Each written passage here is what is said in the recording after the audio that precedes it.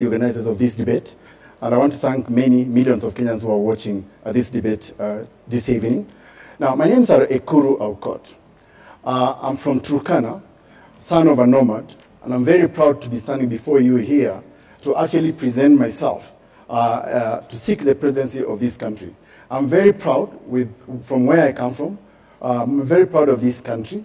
And I do believe that with the opportunities Kenya has given me, right from where I come from, the resilience of a son of a nomadic person to be standing before millions of Kenyans today to seek the presidency of this country is not any mean achievement. I would like to start by saying that as having participated in the writing of this country's constitution, there is one big issue that Kenyans identified, and that is the failure of leadership in this country.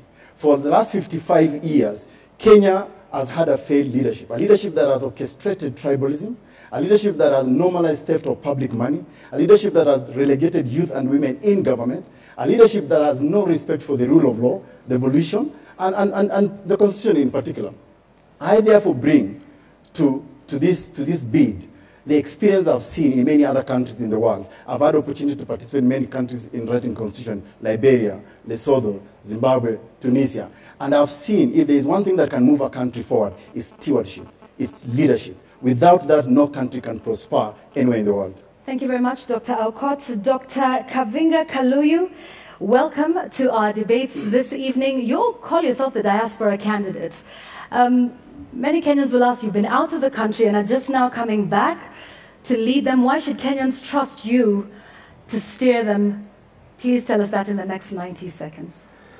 Kwanza na wasalimia wa Kenya wote popote mlipo kwa Jamhuri ya Kenya na ulimwenguni kote mnaposikiza na kutazama. Greetings my fellow Kenyans.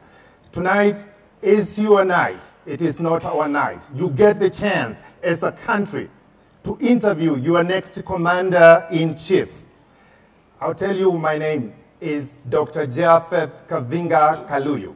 I was born in a small poor village in Kitui. As a little boy, my biggest dreams were those of my grandfather, owning a lot of goats and cows and taking them to the fields to show off the numbers myself. A dream of finishing higher education, becoming a university dean, working in Wall Street, becoming an author, TV and radio show host, and ultimately being there as an example for the poor, nameless, and those who do not have, hope that you can still run for the president of the Republic of Kenya is a pleasure. Tonight, I get to present my 6-point plan, which is very simple: making life affordable, period.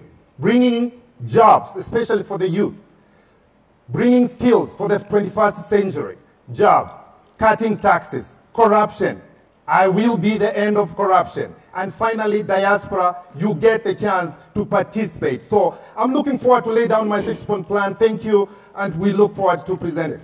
Thank you very much. Professor Michael Wainaina from the world of academia into politics. Yes. The main question that I asked myself before I ran for president is, can we leapfrog this country from a primitive, tribal third world country into a first world country in one generation? And the answer to that question was yes. And the question was, how do we do it? I am convinced that the only way to do that is to inspire and to invest in a new generation of young people who will modernize this country. This is not the first time that this country is calling upon a new generation to give it a new vision. In the 40s and 50s, it called upon a new generation to fight for independence. In the 60s and 70s, it called upon a new generation to consolidate independence. In the 80s and 90s, it called upon a new generation to bring a new dispensation of pluralism. In the new millennium, this country is again turning to a new generation of young people to give it a new vision, to give it new leadership, and to set the foundation for modernization of the country. And that is why I am in this race, and I'm saying it is time to youthify and modernize Kenya.